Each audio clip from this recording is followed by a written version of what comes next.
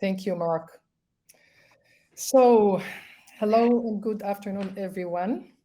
My name is Ela Amir, and in my role as Executive Director of AMI-Quebec, I'm happy to welcome you to our event today. While the COVID-19 pandemic appears to be under better control than in the past couple of years, AMI-Quebec is continuing to hold its programs and activities mainly online.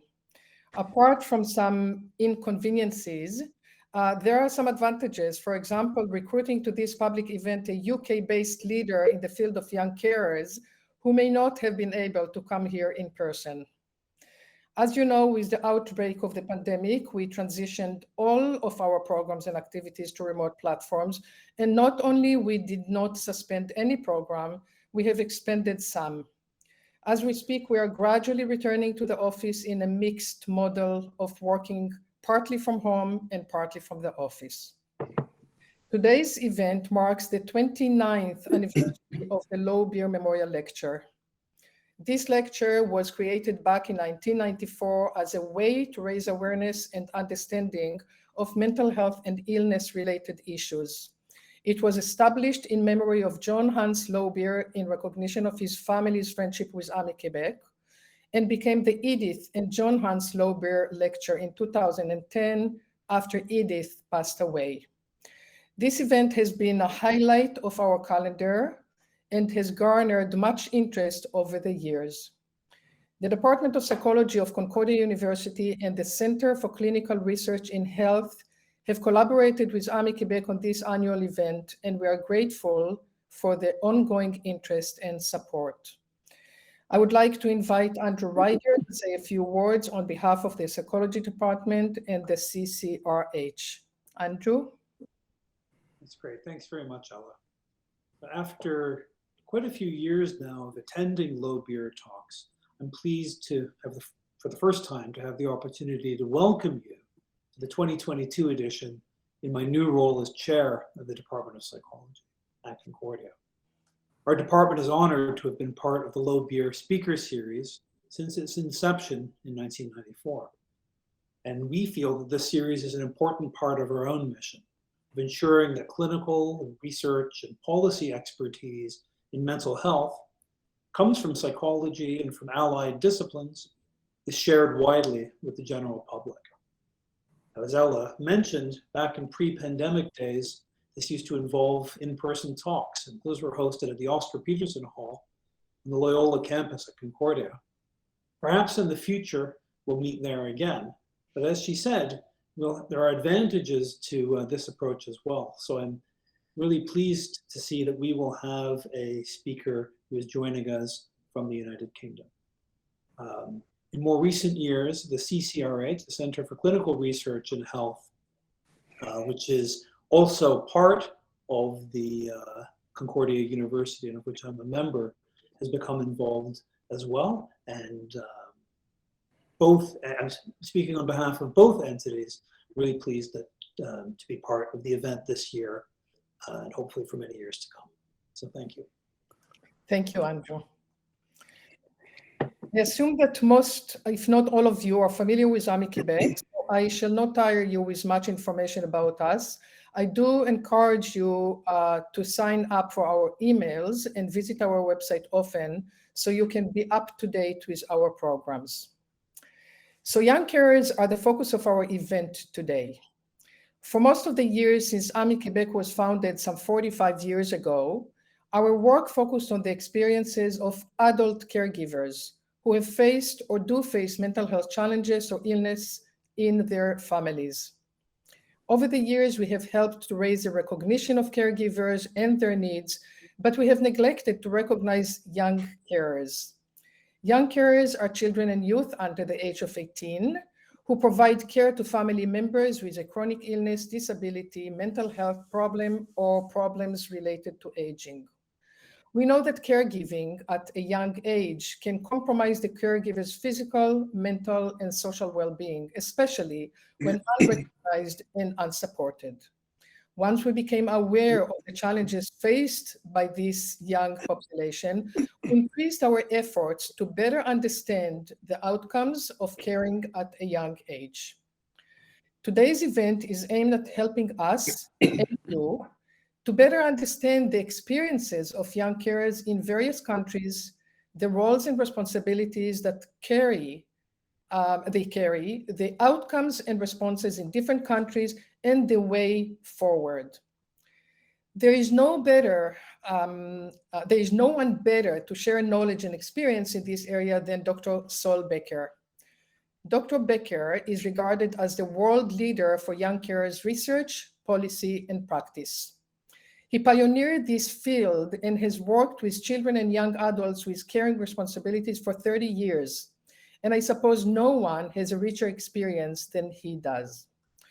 Dr. Becker has been awarded 56 research awards as principal investigator from multiple resource sources, has 570 publications and invited keynote conference papers to his names, including 18 books.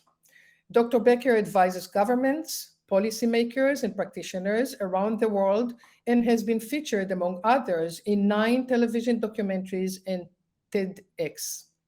In 2020, he was named as a role model for his research, which has put young carers at the heart of many universities' widening participation plans.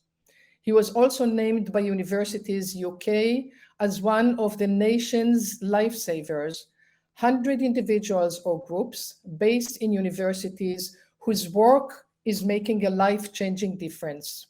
Saul was a young carer himself in his childhood. I apologize for the length of Dr. Becker's introduction, but let me reassure you, I have shortened it. I also wanted to impress on you the wealth of experience Dr. Becker has and reiterate how lucky we are to have him here today. Dr. Becker will speak for 50 minutes, followed by questions and answers, and the event is expected to end by 1:30. Dr. Becker, the stage is yours. Saul, you're going to have to unmute yourself. So go to the bottom of the screen in the middle. There's a microphone you're going to have to click on. Okay, I hope everyone can hear me. Okay, thank you, Ella, for that. I was really looking forward to the long version of the introduction to hear the other accolades, etc. But thank you very much. And what I'd like to do over the next 45 minutes is to go through many of the research findings and the policy implications. So it's a great honor to have the opportunity to give the Edith and John Hanslow Beer Memorial Lecture for 2022. I'm really delighted to have this opportunity to give this lecture and to speak to friends and colleagues in Canada again. It's been some years since I was last with you. So as I say, it is a delight to do this online, and I hope one day I'll be able to come in person to develop these conversations. So if I may have the next slide, David. So what I'm going to do over the next 45 minutes or so is to talk you through, as Ella has said, some of the main research findings about young carers in the United Kingdom and in other countries. And what I'm going to try and do is give you an indication of the scale of the issue and how it's been counted, so to speak, in different countries. Then talk you through some of the key building blocks of knowledge that we have that relate to young carers. And then I'll start to talk about some of the concepts and ideas and what are the kinds of things that we're trying to achieve with young carers in terms of their outcomes. And then I'll give a quick summary, and then I'll look forward to answering any specific questions that you have. But if I can just give us a minor health warning, which is that in the presentation you're going to see, there are a lot of slides. Ella was anxious because there's 40 slides. And there is a lot of data, but the data is here to illustrate and give evidence to some of the themes that I'm discussing. And you do not really need to worry or to take into too much account or memory the specific data. But it's because I'm an academic and because I feel relatively confident using data and because I feel that I need to give evidence for the assertions that I make, that I often show data. But I would suggest to you that the best way to receive this lecture is not to worry about the specific data, but to listen and hear the narratives, the stories that, if you like, bind the data together. Because it's the stories and the journey through the data that's the critical thing here this evening for me, this morning for you, because that's really what I want to convey. The experiences of young carers and their families, the outcomes of caring, as we know from a number of countries, and what is it that we should all be doing to support them. David, next slide, please. So young carers, as you will all know, are children and young people under 18, and we really do need to remind ourselves that these are children. In Canada, some of your data relate to people who are 15 to 24 or 25, and they're referred to as young carers. But what we're talking about today is children under the age of 18 with the legal rights of children. In the UK, we refer to children under 18 who are carers as young carers. You call them young caregivers. And we refer to the next group of young adults, 18 to 24, as young adult carers. And the reason why I make the distinction and why I'll talk a bit about young adult carers today is that when children stop being children at the age of 18, they don't necessarily, and in fact, in most cases, they don't stop being carers. And so in the UK, we are increasingly recognizing that we need to talk about young adult carers, 18 to 24, because their needs continue, their caring continues, and unfortunately, in many places, the services and support stop for them because they are now no longer 18, and they become the responsibility, if there is any services, for young adult carers services. But I'll talk that through a little bit more as we go along. David, please.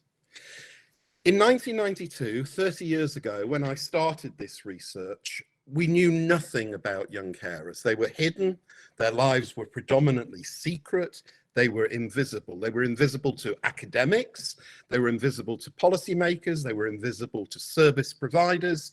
There was no understanding of their experiences, little research. No one really knew what we were talking about when I started to talk about young carers in 1992. There were no rights or entitlements.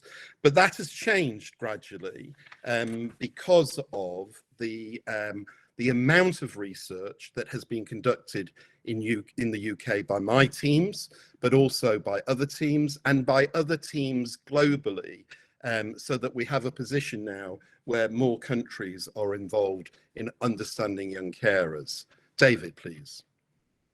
So when I started those 30 years ago, we produced a whole range of different research reports. The first one ever published was called Children Who Care: Inside the World of Young Carers. And since that time, as Ella said, I've been involved in over 50 research projects that look at young carers, not just in the UK, but in different countries, Australia, New Zealand, and across some European countries that we'll talk about a bit later on in the lecture. David? In the UK now, after 30 years, I think it's fair to say that we have fairly widespread awareness and recognition of young carers. We have a fairly reliable research evidence base that combines qualitative research to understand young carers' experiences, but also now people are increasingly doing quantitative research based on large surveys, and there is a move to do longitudinal surveys of young carers so we can track their progress and their psychosocial development, their educational attainment, and the outcomes over a period of time. But those longitudinal studies are very much in their infancy. We also now in the UK have specific legal rights for young carers. They have rights to assessments of their needs, to their ability to continue to provide care. Families should not expect the children to provide care, particularly if that care was onerous, exaggerated, high level, high intensity, and damaging to children's development and so on. So we do have a patchwork quilt of legal rights for young carers. And that includes extensive codes of guidance for social workers, for teachers, for doctors. Young carers are written into our codes of guidance for interprofessional working, for child protection, for safeguarding. The National Health Service has dedicated young carers champions, as does the Departments of Education, etc. And our Children's Commissioner for England, literally a few weeks ago, asked that every school in England should have a young carers champion and should use what's called the MACA, the multidimensional assessment of caring activities, which is a psychometric instrument that my team and I designed, and which allows you to identify the extent of caring that children do and the types of caring. And I'll refer to the MACA a bit later. So in the UK, we are effectively defined in a classification of country responses to young carers as an advanced country. Next slide, David. Now that classification has been published in 2016 and updated in 2021. And whilst the UK is sort of at the top of the table, and that's because we've been doing it for 30 years, the research, the policy development, the legislation, etc., you can see here a map, a chart which shows other countries and where they're positioned. To be at the higher end of the table, you need to have specific legal rights and recognition of young carers. You need for young carers to be understood through an extensive research evidence base. You need for those young carers to have services and support, systems put in place in different parts of your welfare structures that can identify, assess, and then respond to their needs, and so on. And those countries at the lower end of the classification are countries who are just emerging. They're not advanced, they're emerging. And so they're suddenly coming into understanding that they have young carers in their schools, in their streets, in their communities. They're countries that haven't yet got any specific legal rights for young carers, but they're beginning, if you like, to awaken to the issue and the prevalence of young carers. And the hope would be that over time, countries will move up that classification and new countries will come into the classification as they start to engage. But given that in the world there are over 190 independent countries and nations, you can see that it is only a small number that have started to engage with the issue of young carers. And you may wish to consider, of course, where Canada would be placed in that type of classification. But more importantly, because it's not a competition, you might want to be thinking about if you aspired to go up that table, up that chart, what would you need to do as a country to raise your level of response to the prevalence of young carers that would be found locally and nationally? David. So now let me move on to give you 6 building blocks of findings. You're going to see 6 headings, research findings 1 to 6, and each of them summarizes 30 years of research that relate to a particular theme. So let me summarize now the issue about how many young carers are there. And quite simply, in summary, the different methods produce different numbers.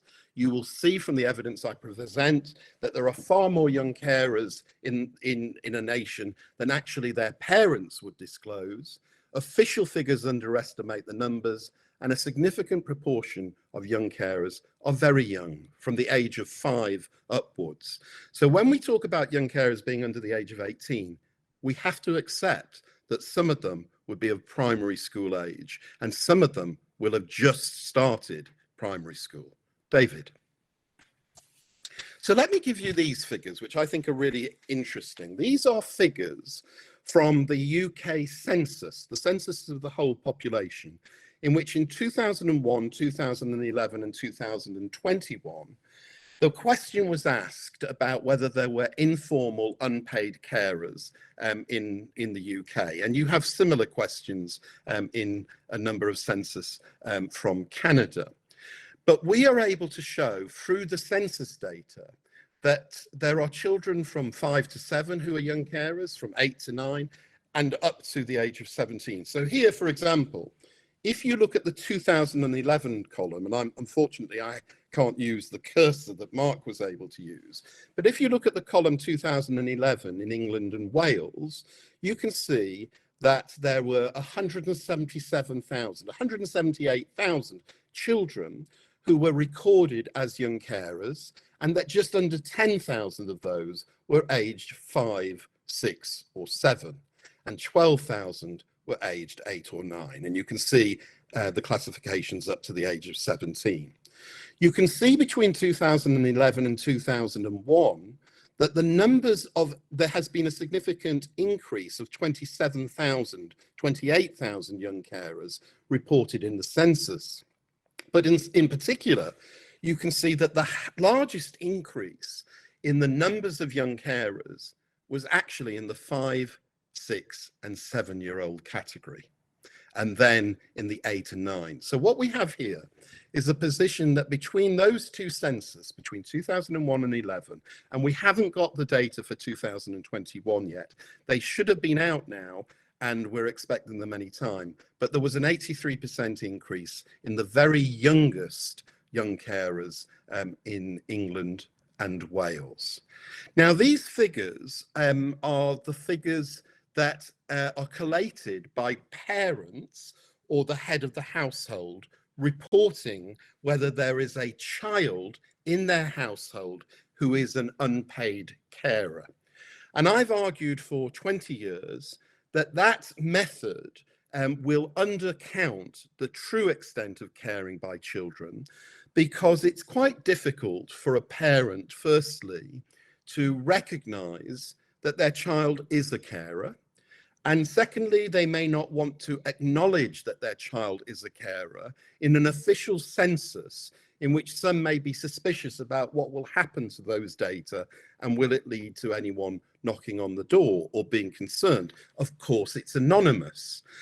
But the other reasons why this may undercount the numbers of young carers is because actually, at the same time as anxiety and not recognizing their children as carers, people may just not want to declare that the carer is someone aged 5, 6, or 7, or whatever it is. So I've always argued that whilst the census suggests that between 2 to 3% of all children are young carers, that will be an underestimate.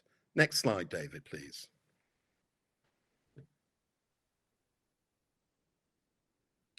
David?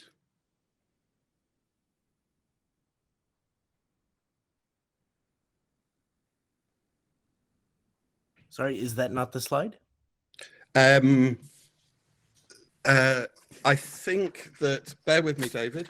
I'm just going to look. No, the next slide is no, go one more slide, David, please. The next slide is called BBC Surveys. Yep, I've got that right here. It's what I'm sharing. It's got BBC Surveys, and it's not on my screen. Is it on other people's screens? Yes, it is. Yes. Oh, so David, my screen hasn't moved forward, so forgive me. One but moment. my screen still shows numbers of children caring in England and Wales. Can you reload that, David, just so I can see the same screen as everyone else? Thank you. I can now see that screen. Sorry about that. No, I'm sure it's not your fault. It may be a glitch in the system. The matrix can be very complicated some days. So listen, now that we can all see the same slide. So my challenge has always been, we can't rely on official figures where parents or adults tell us whether a child is a young carer. So in 2010 and 2018, working with the BBC, we used a psychometric instrument called the MACA. the multidimensional assessment of caring activities, which is now used in 15, 20 countries around the world to measure the extent of caring and the kinds of caring that children use. I don't know whether it's used in Canada. Oliver may let us know later on, but it is used widely now in many countries. And basically, this is a set of questions which ask children whether they do any of a number of different caring tasks. And a child is able to answer never. They never do that. They could answer some of the time they do that, and they could answer a lot of the time they do that.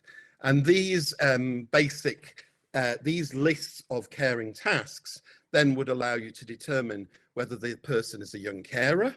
If they don't do any of the tasks ever, they're not a young carer. If they do them some of the time, then depending on how many and the score that goes with that, they would be considered to be a young carer at the lower end. And if they do a lot of the tasks a lot of the time, then they would be what I call a heavier end young carer. And there's a scoring system that goes with that. And we use this a lot for pre-intervention programs and then post-intervention to see whether there is a change in the amount of caring that a child does.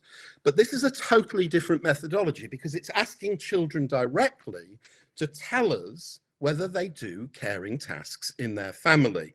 A totally different methodology from asking their parents whether they do caring tasks. David, next slide, and I hope mine moves on. It did. Thank you so much.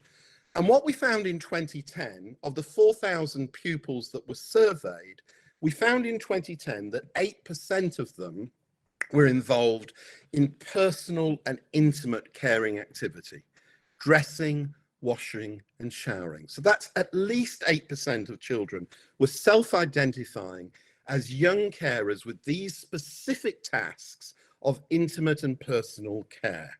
And that equated to 700,000 children who are young carers. And that's 4 times more than in the official census. So when you're asking children, you're getting this much larger figure. David, next slide, please. In 2018, 8 years later, we repeated it, but this time we repeated it with a smaller sample of 11 to 15-year-olds, but this time it was a much more representative sample. So again, using a complex methodology to make sure it was representative, we surveyed children 11 to 15 using the MACA again to see how many would self-identify as children who were carers. And this time we found that 22%, 1/5 of all of those children would be counted as young carers. And that would equate to 2 million young carers, 12 times more than in the census. David. Now, if you take the 2018 figure, which is the 22% of all children were carers, the real question that people then ask is, well, how many of those children, what proportion of those 1 in 5 children are actually providing a heavy load of caring? In other words, they were at the heavier end of my MACA classification. And what we discovered was that effectively 10% of all children, that's half of the 22%, but 10%, 1 in 10 of every child in the United Kingdom, approximately 1 million children, had high MACA scores of a score of over 14 and over 18. So that's 1 in 10 children in the United Kingdom are providing high or very high amounts of caring. They're not the children who are doing low amounts occasionally or whatever. These are the high caring children. And indeed, in Canada, I've noticed some of the studies that have been conducted over the years have had different proportions of children that have been defined as young carers. So there's been figures that have suggested that 12% of children in Canada are young carers. And if that was the case, then that would equate, if you like, with our proportion of around 1 in 10. David? Let me move on then to the second bulk of research findings, which is about who receives care. Who are these children actually looking after? And I can tell you it's parents, it's siblings, it's grandparents, and it's friends. And that many children are caring for more than one person. And that as you have a particular interest in mental health, many of these children, increasing numbers, are providing care to family and to friends with mental illness and comorbidity. David? So in 2018, in that BBC survey where children are self-identifying, where they're telling us who they're looking after, half were caring for their mother, 40% were caring for a brother or a sister, a quarter were caring for a father, and a quarter were caring for a grandparent. And that pattern is relatively consistent across countries. But if you look at Italy, for example, you will find much higher proportions of children are looking after grandparents. Because in Italy, with the family structure as it is, and the welfare state or welfare system as it is, we've just done research which shows that grandparent care by children is much more common than caring for mothers or for fathers or for siblings. But in the United Kingdom, in the BBC survey, a third of these children were caring for more than one person. David? So what were the conditions of the people that were being looked after? Physical disability at a third, mental health problems at a quarter, long-term illness at a quarter, learning disability, drug misuse, alcohol problems, and so on. This is the kind of profile that we found in 2018. But increasingly we are finding in the United Kingdom and in other European countries that the proportion of people who have mental health problems and comorbidity, including alcohol and drug misuse, is increasing. And in specific parts of the United Kingdom, the profile is very different. So for example, if you go to some of our impoverished areas, and in Saul? particular, yeah? Sorry, we're getting a lot of feedback on the microphone. I don't know if you've got something on a wire perhaps that's being touched or... Okay, sorry, I haven't, but can you hear me now okay? We can hear you fine. Was just checking to see if perhaps you were using a wire mic or something along that lines. No, maybe it's because I move around, so I will try and keep a little more still. But we're finding increasingly numbers of children looking after parents and other family members with mental health problems. That's becoming and particularly in some cities and towns where alcohol and drug misuse is more common, in poorer communities where mental health problems are associated with poverty and low income. And so you get a range of different vicious cycles that work here. So whilst that's an overall average proportion, it varies considerably across regions and cities. David? Let me talk about the caring roles that children do. And this is research findings 3. So many children are caring for long hours each week. They're taking on high levels of responsibility. And as I've already indicated, it does include intimate, personal, and emotional care. David? So we did 3 national surveys in 95, 97, and 2004. And I'm planning to do the next one in the next year or so, in which we surveyed 641 young carers in the first survey and 6,000 in 2004 to look at what kind of care were children providing.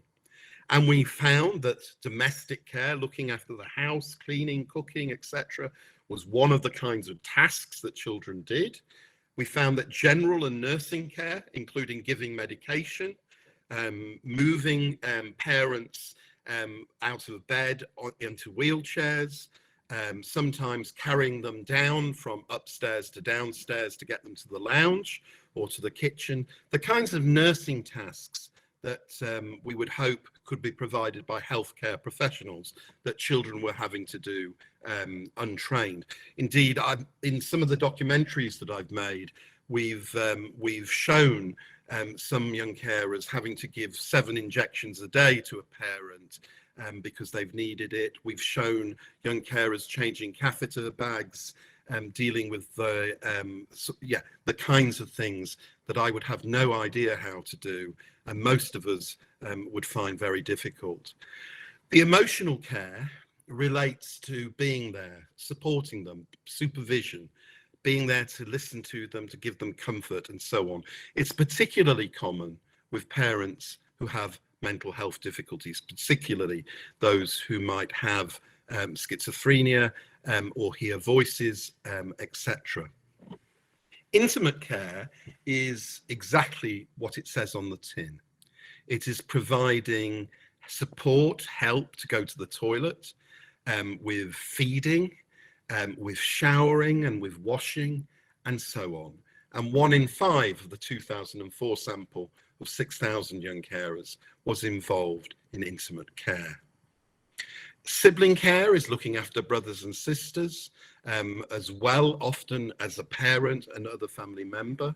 And other includes translating where English isn't the first language, being the buffer between the family and the social security system or the healthcare system, or being there when social workers are coming to visit the ill parent, and being the intermediary between some of the welfare system professionals and the family member with illness or disability. David? In 2018, in our BBC survey, as I've said to you already, 22% of all of those children were defined as young carers, of which half of them, 10% of all children, were providing high or very high amounts of care. And if you wanted to know what proportion of all of those young carers were providing intimate care, then it's 10%, and half were involved in emotional care. David? If you look at the census, again, a different methodology and a different source, you can see here the amount of hours that some children are having to provide care, as told to us, not by the children themselves, but by their parents, the person who completed the census. And if you take that simple third column, the 50 hours a week or more, you can see that 9%, 15,728 young carers, according to their parents, were providing care for 50 hours a week or more. And you can also see the ages. So there were 1,642 children aged 5, 6, or 7 that, according to their parents, were providing over 50 hours of care a week, and another 1,500 8 to 9-year-olds, etc. And you can see the breakdown according to the census. And some people say, but Saul, that's impossible. How can you really say that a 5, 6, or 7-year-old is providing full-time care? And I say, well, you know, this is a parent, probably a parent with an illness or disability, who is telling us that. This will probably underestimate the extent for the very reasons that I've described.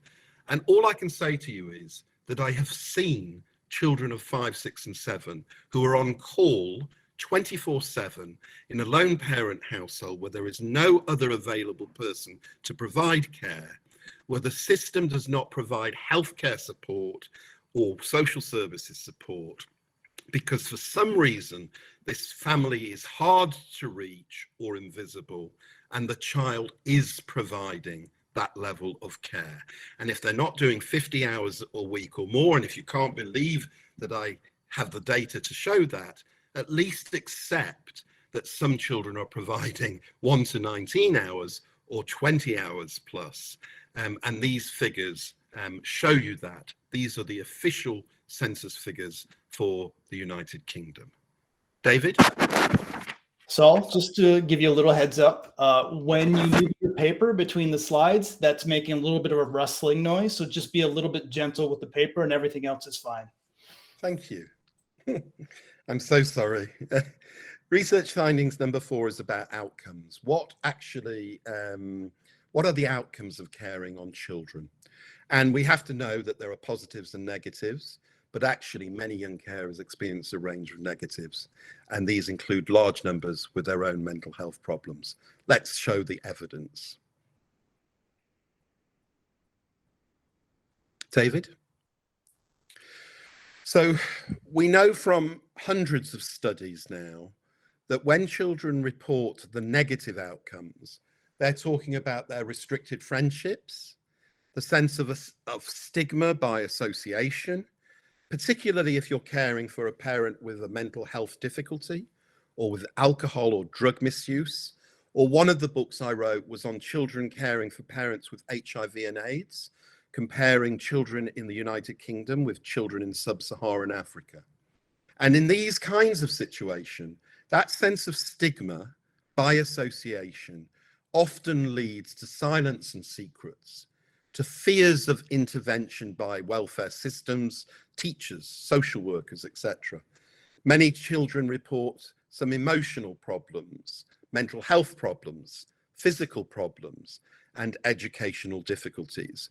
And I won't go into the detail of those data, but all of those negative outcomes have been reported through qualitative research, through quantitative research, through surveys, and increasingly through longitudinal surveys that are emerging now in the literature.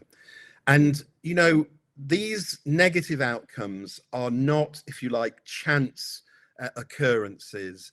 They are not, if you like, odd findings. They are consistently found in the literature and research from all countries that are doing the research on young carers.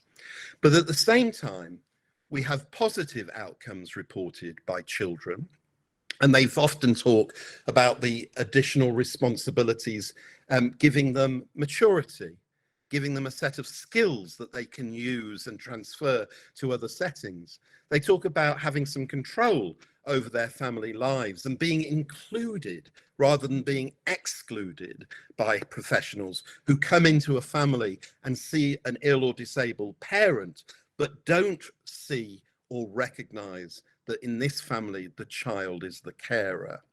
And some pieces of literature, including some from the psychology field, are implying or suggesting that maybe these levels of responsibility and to some extent adversity could develop children's resilience, give them those skills to be able to counter difficulties and adversities in later life. And I think that whilst that might be intuitively correct, it's not yet proved by the evidence that is available.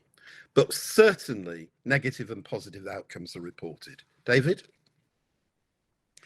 In a study that I did in 2013 of 295 young carers aged 14 to 25, which I'll come back to in a moment, 45% of those young carers reported their own mental health problems. And then we have a range of other difficulties that they were reported. The high proportion of children who reported mental health difficulties was the shock eureka finding. It wasn't expected, it wasn't anticipated, and it was an absolute surprise to us as a team of researchers. But it's increasingly got confirmed by other pieces of research that were coming from around the world. And so a few years after that, we launched a new research project across 6 European countries that was looking at the mental health of young carers, and I'll report some of those findings in a couple of minutes. David? Actually, I'm reporting those findings now. So this is a study of 2,099 young carers aged 15 to 17. In Italy, the Netherlands, Slovenia, Switzerland, Sweden, and the United Kingdom. And I suspect you won't be able to see what these charts are, but the first set of graphs is about where children report a negative effect on their school performance. And then the second one is their experience of bullying. And the third one is that their physical health has suffered. The fourth category, with the very large red line for the UK, is where young carers are reporting mental health problems. The fifth one is where young carers have considered hurting themselves. And the final little graph is where they've considered hurting other people, including the person that they're looking after. And basically, this chart shows us that across the different countries, whilst you can average out that the proportion of adolescent young carers who have school problems is 17%, and the proportion who say that they're bullied is 14%, it's the final totals line, and that the proportion who have physical health problems is 22% and 28% for those who have mental health problems, 14% who considered hurting themselves, and 6% who considered hurting other people.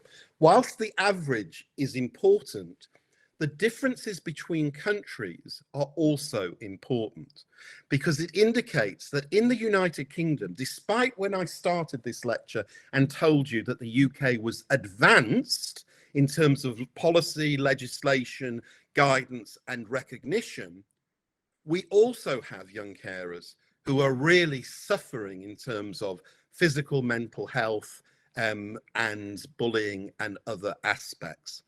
So you cannot say that the level that a country is in terms of that overall classification that I started with actually correlates with the health and well-being of young carers. It doesn't, because at one level, the UK has some of the most, if you like, damaged potentially or in need characteristics of all the countries that we have looked at.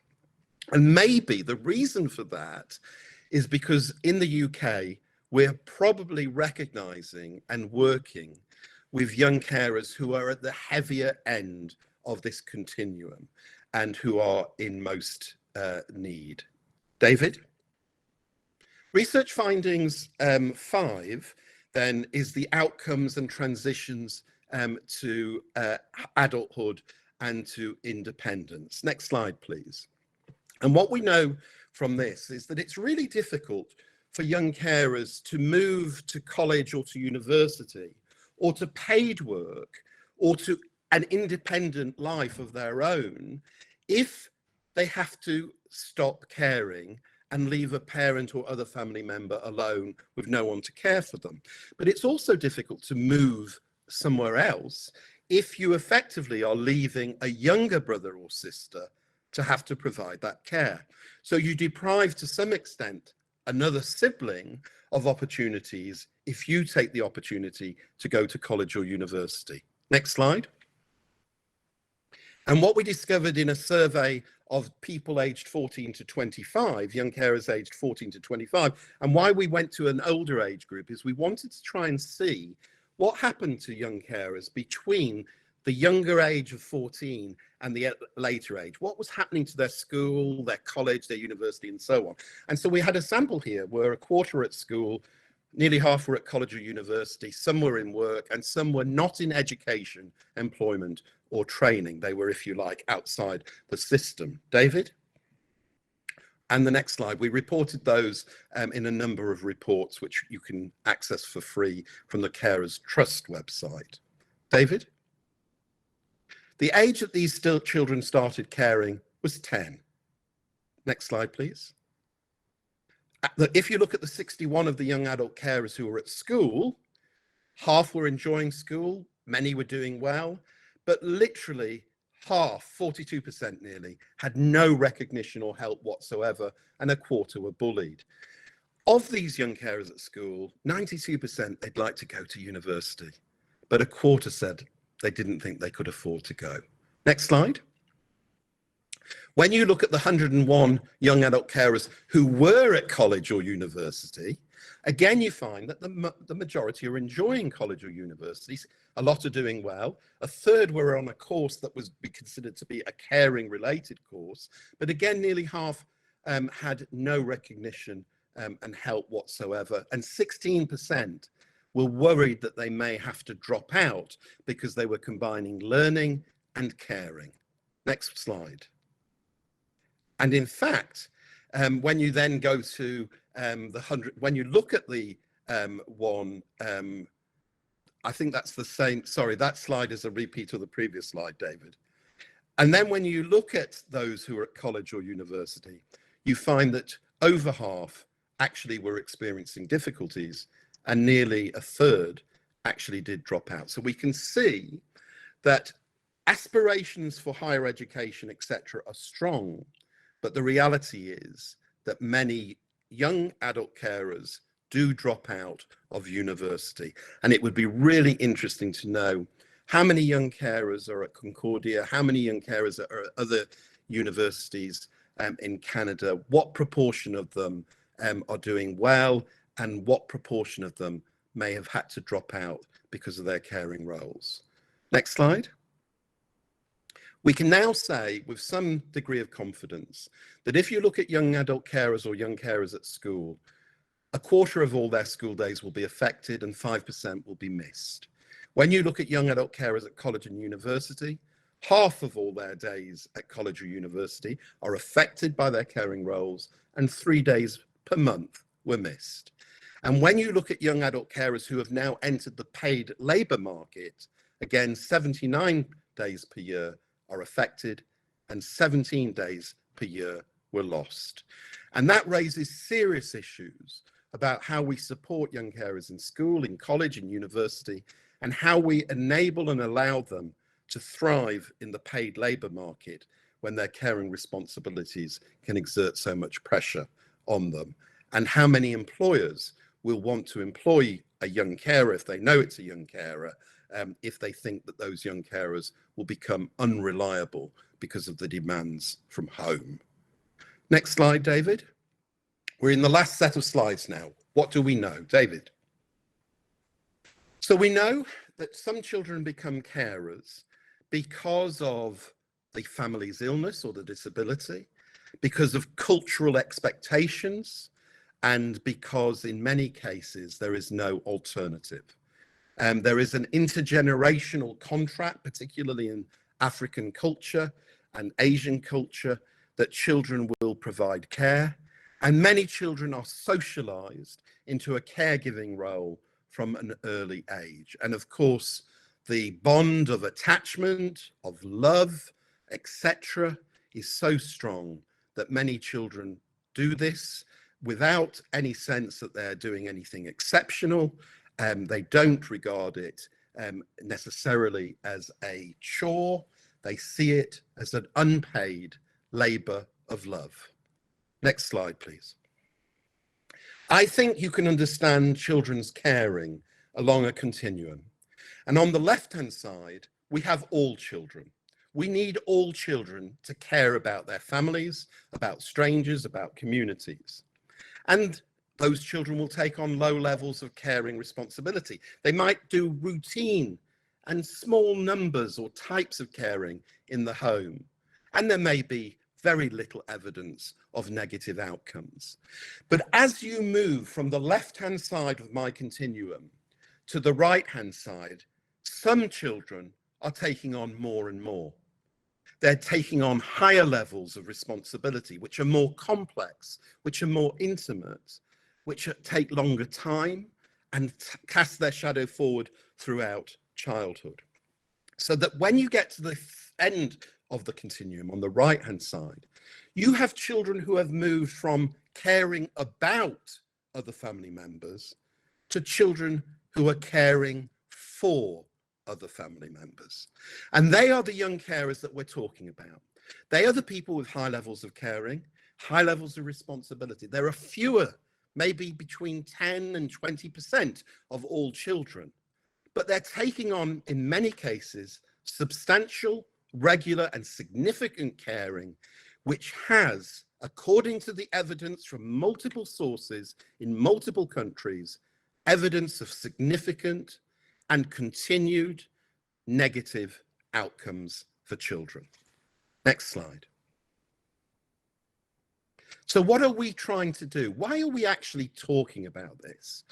We're not just talking about this, and I don't just present these presentations to give a sort of a discourse of misery and pessimism, because the reality is that we have to do something about young carers in our midst.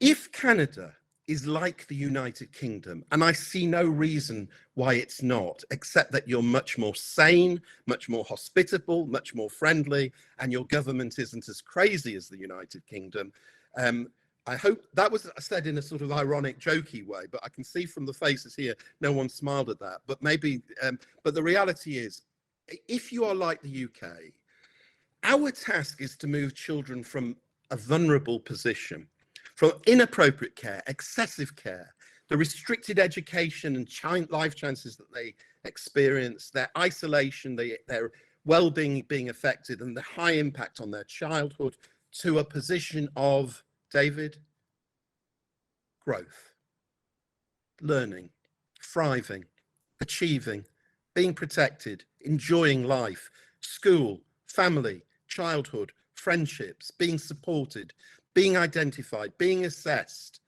being enabled to flourish.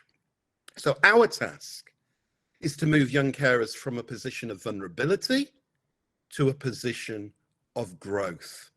It's not rocket science. It's relatively simple. David. And so in my final slide, I'd like to suggest that the next steps are for everyone to recognize that young carers are all our business. They're the business of teachers, social workers, healthcare workers, GPs, mental health practitioners, but also communities, because in every school in the United Kingdom, which has an average class size of 30, there will be 3 young carers per class, 10%. And if Canada is like the UK with 10%, then you have 3 kids per class, you have young carers on every street, you have young carers walking through every shopping precinct or mall, you have young carers all around you, but you're not necessarily seeing them. And so our task is to move them from vulnerability to growth, but to bring them out of the shadows.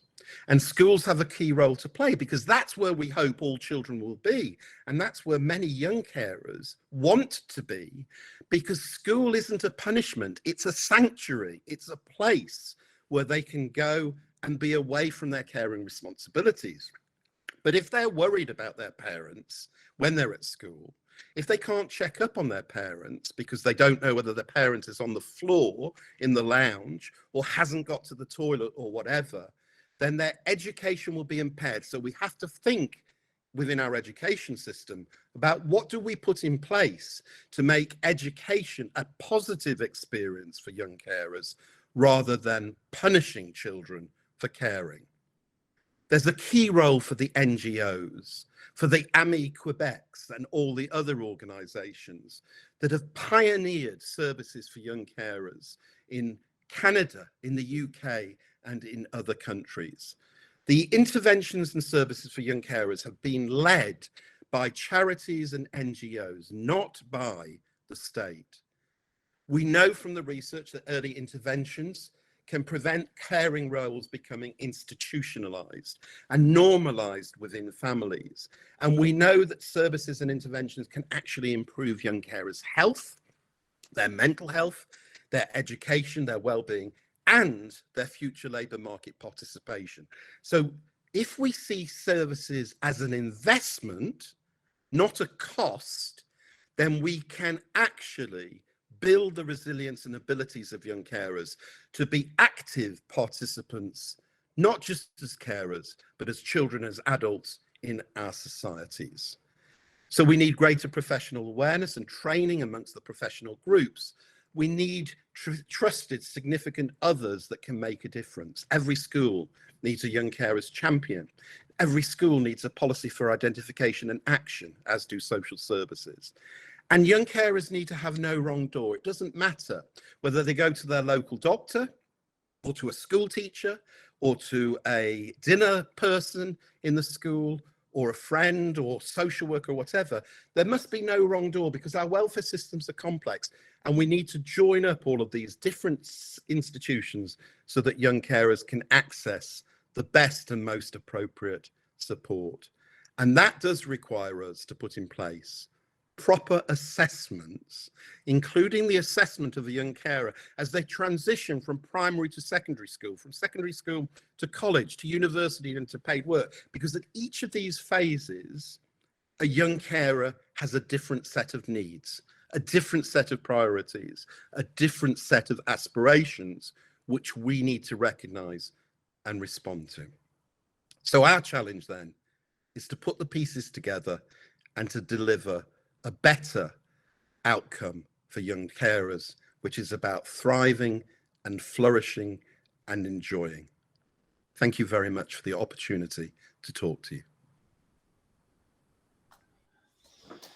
Okay, hi, I'm Mark again. We've reached the Q&A portion of the event today. So just as a quick reminder for anyone who joined late or who's forgotten, to make a Q&A question for Saul, you would go to the bottom right-hand corner. There's a button called the Activities buttons. It's a triangle, square, circle.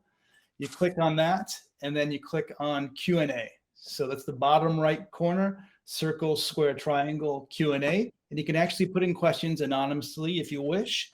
And if anyone happens to be on a smartphone, I saw at least one earlier on a smartphone, you would click on 3 dots, then Activities, and then Q&A.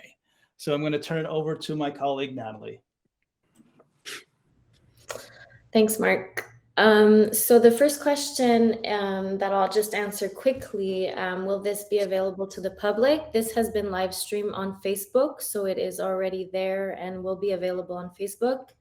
It will also be uploaded to YouTube in the coming days, so you will be able to access all that we've witnessed during today's lunch hour. So I'll go with the first question. I think some have been answered a little, Saul, in this last slide with that you just presented, but maybe you could speak a bit more to some of the points.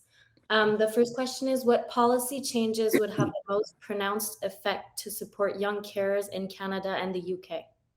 So I think that because there's quite a few questions, I'll try and be brief in my answers. I think it would be really good in Canada if you developed a network of different services.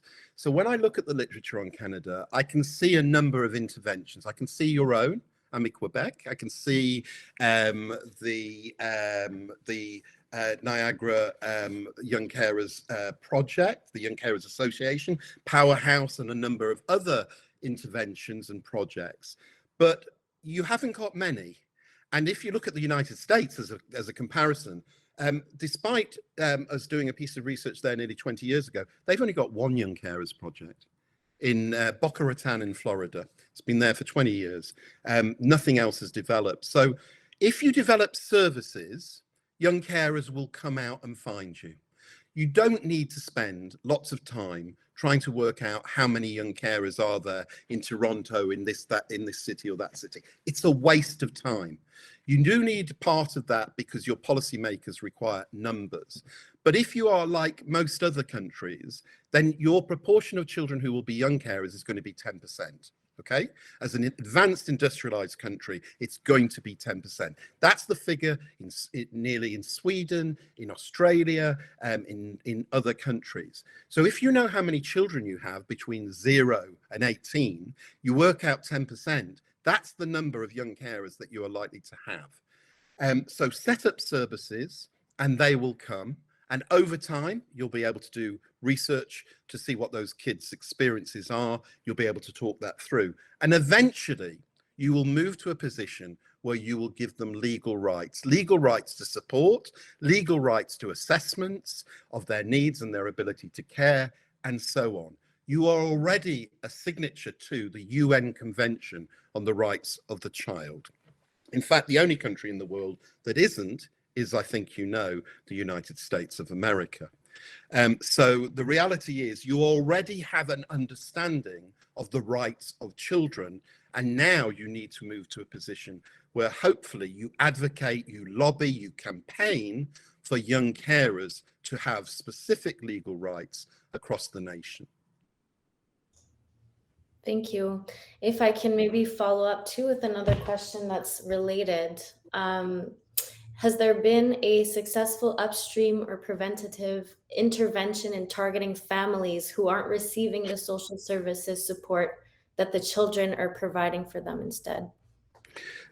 So it's a difficult issue, this, because one of the best ways of supporting young carers would be actually to prevent them from becoming young carers in the first place.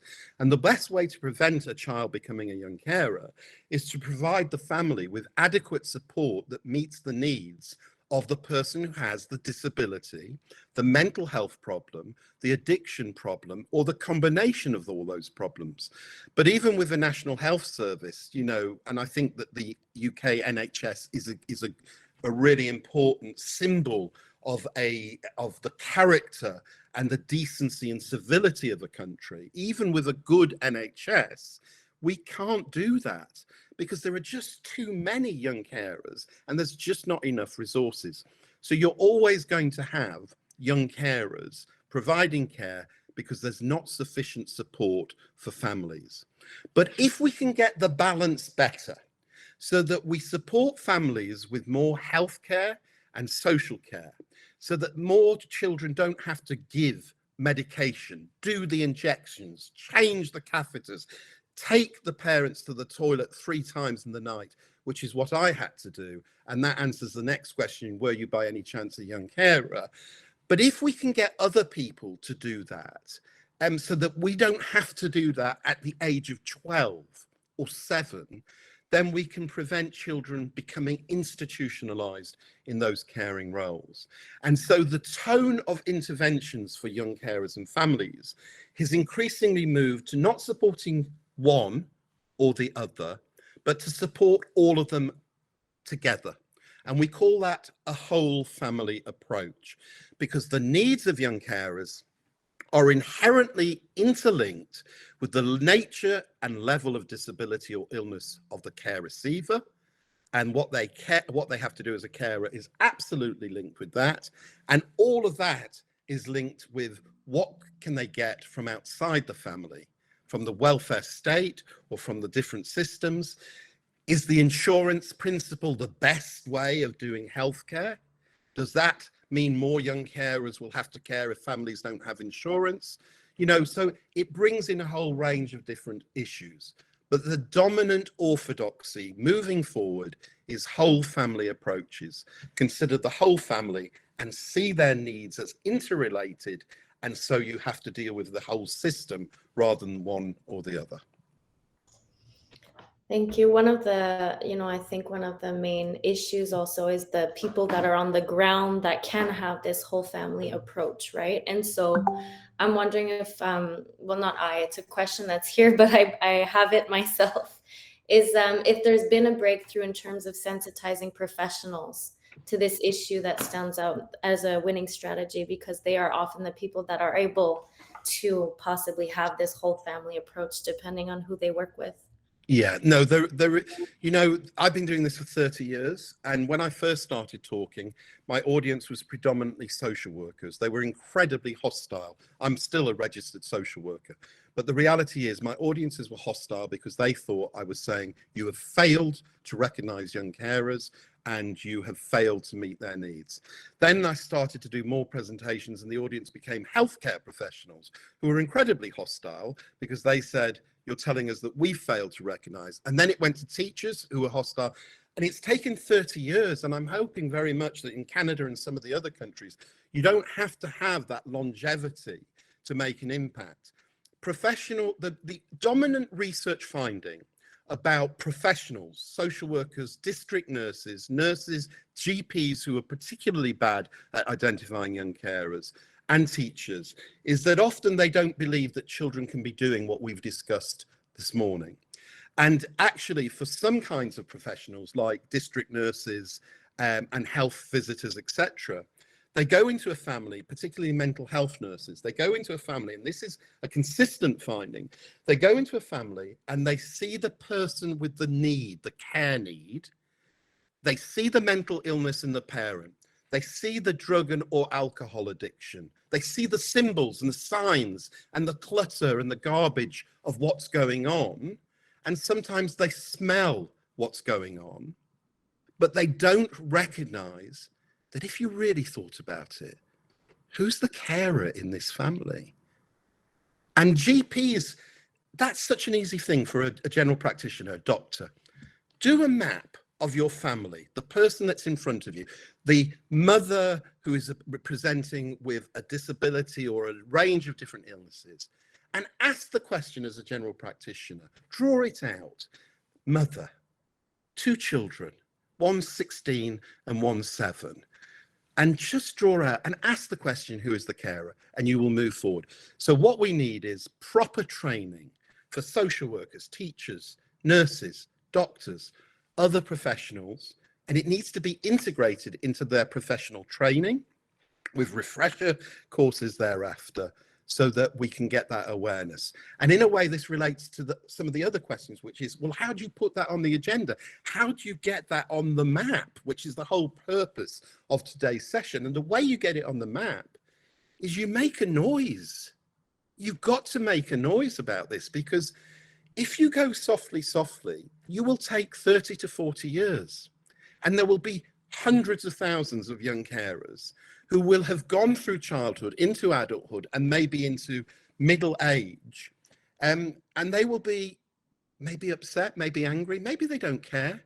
But I can assure you, in most cases, it will have affected them. And if I reflect on my own caring experiences as a child and analyze that now from the perspective of being in later life, I can see the shadow that those caring responsibilities from 12 to round about 23, the shadow that that cast on my whole life, on my relationship with my children, on the fact that I didn't want more children. I have 3, because I didn't want to get up in the night, because the sound of a crying baby is not very different to the sound of a crying grandparent who needs you to come and turn them or take them to the toilet.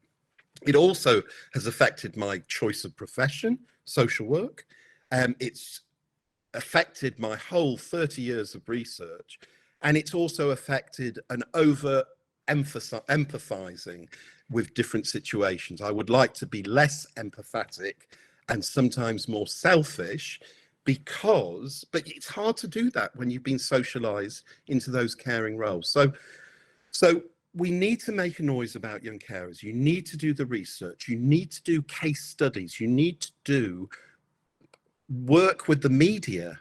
You need to get some television documentaries. I've just done one in New Zealand, which has had a real impact. I'm working with Tokyo and the Japanese government. They've just done some television documentaries. We have a delegation of 11 leaders from Tokyo coming next week to Manchester to discuss how they can move it forward. Make a noise and speak out for young carers. And get your politicians involved. Find your allies and get them involved. Thank you. We have 5 minutes, so I think this will be the last question. I'm going to try to merge these 2 questions together. So a question from Sylvie and Tyler. In your research, have you found that most children who provide intimate care also provide emotional care, or not necessarily? And if I can add the second question, related a bit to emotional, where young carers situate themselves, has there been any research conducted on social connectedness and or loneliness of young carers in the UK or countries outside of Canada? And if so, what have researchers found? Okay, so I can answer both of these questions. So yes, look, you can actually separate emotional and intimate care. Some kids will do both, but some will maybe doing much more of one than the other. So intimate care is much more associated with parents and family members who have a physical disability, multiple sclerosis, cancer, Huntington's disease, etc., whose ability to do self-care, etc., is more impaired. And so children are involved in the whole range of intimate personal caring that I described before. Emotional support, or sometimes referred to in the literature as supervision, is much more common with parents and family members who have mental health problems and who have comorbidity. And those cases can be really difficult, because actually emotional support wasn't really recognized by many people and many academics as caring until the last 10, 15 years, because not much seems to be going on. It's not like taking someone to the toilet or bathing them. Not much. You might just be sitting there or talking, and you might not actually be saying very much at all, because you're there as a supervision, as a comfort, as a blanket. And so some people say, well, that's not caring, but it is, because from the point of view of the person who needs that care, that can be the difference between self-harm, other people's harm or just about coping. So we need to understand that in different conditions, that relates to different forms of caregiving, and some kids have to do both. The issue about loneliness and social connectedness has become very apparent in research conducted in the United Kingdom, in Australia, and some other countries during the COVID lockdowns. So what we know from the research around the world, where there has been studies of young carers during COVID, is that with the withdrawal of in-person services and increasingly services being provided online, or in some cases, services being withdrawn entirely and not provided at all, young carers have had to take on more caring roles in some families. They've been locked in their homes with shielding parents and they can't go out very much in case the child catches something. They give it to a shielding parent who's already vulnerable because of illness or disability, etc. And so the literature is very clear that young carers have reported higher levels of loneliness, of a disconnectedness between them and their families and other institutions, including education, including communities and neighborhoods. And where communities have responded to support families with illness or disability and young carers, then that connectedness can be maintained. And in some cases, it can be built upon, but that's not the narrative from the research. The research is a deficit narrative where children have had to take on more and more. They've become lonelier and lonelier. They have become disconnected. That's affected their mental health, their sense of isolation, their sense of loss. And we only can guess, but those of us, all of us, I suspect, in this room, know that that will have a cost.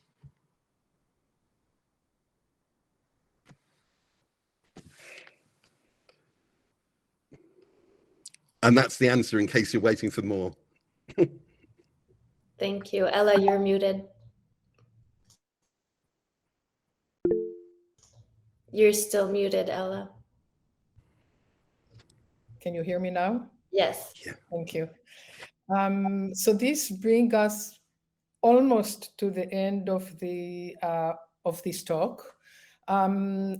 You may have already suggested some parting words, Saul, but if you have some more words to summarize your talk, please do before we end. Thank you, Ella. I think you've probably heard quite sufficient from me. I am really grateful for the opportunity to be able to talk with you this evening here, your lunchtime. I apologize for the technical issues and the banging of the papers and everything. I lost my confidence when the screen didn't move, so I thought I needed to look at the papers. But in terms of just some final words, in Canada, there are a number of academics, but not many, that do research on young carers. There's Vivian Stamatopoulos, there was Grant Charles, there's a few others. And forgive me if you're in the room and I've not named you, but there are just a few who have been doing work.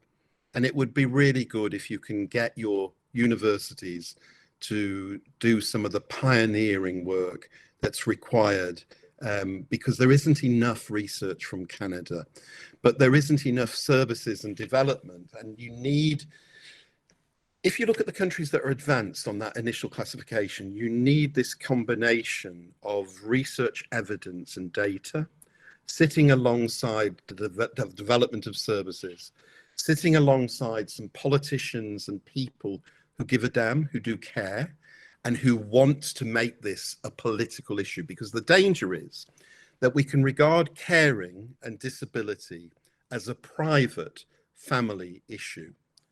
And to some extent it is, because it is about family relations, family matters, family business. But it is also a profoundly important issue for public and social policy, because there's 1 million young carers potentially in Canada, depending on your population of children. There's hundreds of thousands of people with illness and disability.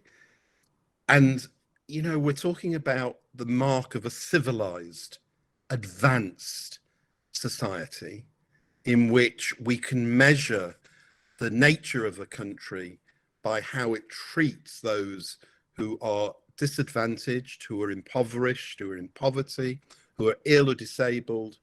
And we need to find ways to enable people to be the best they can in whatever circumstances or conditions they live. And so for me, responding to young carers is a human rights issue, an investment, not a cost. And it is about a civilized society trying to enable everyone to participate fully to the extent that their abilities and circumstances allow. And effectively for children, as I've said, it's about moving them from vulnerability to a position of flourishing, human flourishing, and being and thriving. And if you can get that right and put in place the building blocks to enable that to happen, then I think that there's probably not terribly more honourable and decent things to do. Those would be my final words, Ella. Thank you so much, Saul. I think that we have very solid conviction in the importance of this subject. But I think that, you know, I hear you suggesting that we may have to make a little bit more noise and maybe a little less polite. I think that just a very tiny noise we are hoping to make by your presentation tomorrow for professionals at the MUHC Grand Round. And we will certainly continue. I think that this was really it really reinforces our conviction, and I find it very inspiring. So I thank you so much. I thank you everybody who attended this inspiring lecture. And before we part, I just want again, for those of you who may not be on our emails, just put yourself on our mailing list and be sure to get all the notifications about our programs. And lastly, I would like to mention that on November 10th, we will be holding a special event, both in person and online, on rethinking psychiatry. I think that this is going to be maybe a provocative but super important subject. And I certainly hope that many of you and others will attend this event. So thank you again. We look forward to seeing you soon, and goodbye. Bye-bye. Bye-bye.